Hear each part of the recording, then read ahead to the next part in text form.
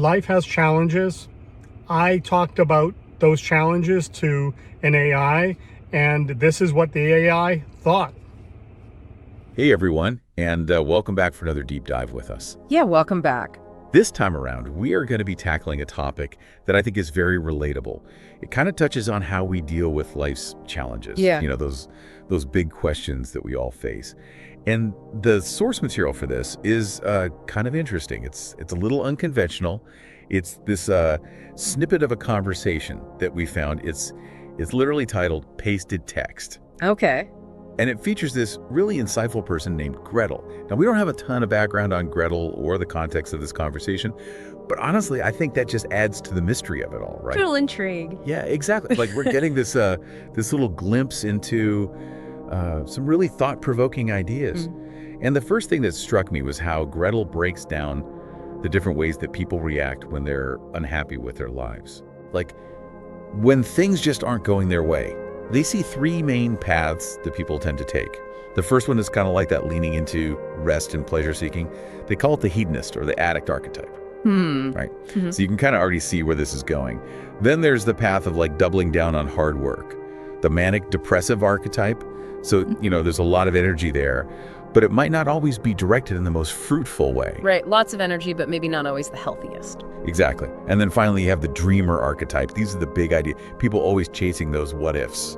Yeah, and you know what's so interesting about this is that it really aligns with some classic psychological models of coping mechanisms. You know, those instinctive ways that we as humans deal with stress and discomfort. Yeah. It's fascinating because it begs the question, are we sort of wired for certain responses? Are we predisposed to avoidance or overcompensation or even escape when things get tough? It really makes you think about those deeper patterns in our lives, doesn't it? For sure. And here's where Gretel's perspective gets even more interesting, because they talk about how society almost tries to nudge us towards balance. Yeah. It's like this cosmic course correction. Think about it. Workaholics are constantly being told to take a break, find a hobby. Even our workplaces have structured end times. It's like we inherently recognize the need for balance, even if we struggle to actually achieve it ourselves. It's so true. And it's not just about pushing workaholics towards rest. We see it with the dreamers, too. You know, those big idea folks.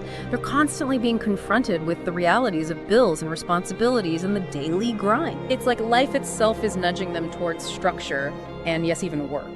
It's this fascinating push and pull, isn't it? Because even addicts are often guided back towards the stability of a job. Exactly. So it's like society has this subconscious understanding of how these different archetypes need these subtle course corrections. It is fascinating how these nudges, as Gretel calls them, are often so subtle, so ingrained in our social norms that we rarely stop to think about how they might be shaping our choices. Absolutely, and that's a really important point to consider because it brings us to the question of breaking free from these patterns. Because let's face it, sometimes our default modes of dealing with things just aren't working. And thankfully, Gretel offers some really insightful advice on this front as well. For the dreamers, they emphasize the importance of bridging that gap between imagination and action. You know, taking those big ideas and making them a reality. And they suggest some very practical steps, like keeping records, getting organized tracking outcomes. Yeah. Basically bringing those dreams down to earth and giving them some structure. Now, for those who resonate more with the addict archetype, Gretel suggests finding a sense of purpose and creating manageable steps. Interesting. They even touch on the idea of religion as a potential source of both those things. And they also highlight the importance of challenging experiences, you know, something to shake up that aversion to hardship. Right. Exactly. And lastly, for the manic depressive archetype, the key takeaway is learning how to truly relax, but not in that vacation sucks kind of way. You know, it's about accepting the downtime and having that gradual lead up to it to help switch gears mentally. It all boils down to self-awareness and intentional action, right? Like, we're not destined to be ruled by these patterns forever, but it takes effort and a depth understanding of ourselves to break free. I completely agree. Now, before we wrap up, Gretel left us with one final thought that I found particularly intriguing. And it's this idea of, why is it so hard for a man to be stoic? That is a good question. Right, because on the surface, it might seem like stoicism, you know, being emotionally reserved could be a good thing. But Gretel suggests that it can actually create a lot of pressure on the people around them.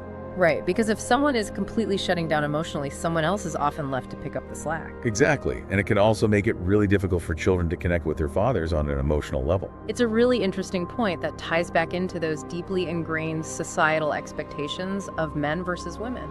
Absolutely. And it raises the question, is emotional suppression ever truly healthy? Or are adaptability and choosing your battles more valuable in the long run? It's something to ponder, for sure.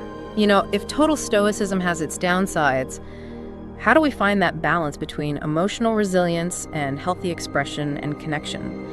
Especially in the context of all our relationships, not just romantic ones, but familial and platonic as well. It's a question worth exploring, I think. So I'd love to hear your thoughts on this. How do you navigate these different archetypes in your own life? And what are your thoughts on stoicism and finding that balance between resilience and healthy emotional expression? Let us know in the comments below. And as always, thank you for joining us for another deep dive. We'll see you next time.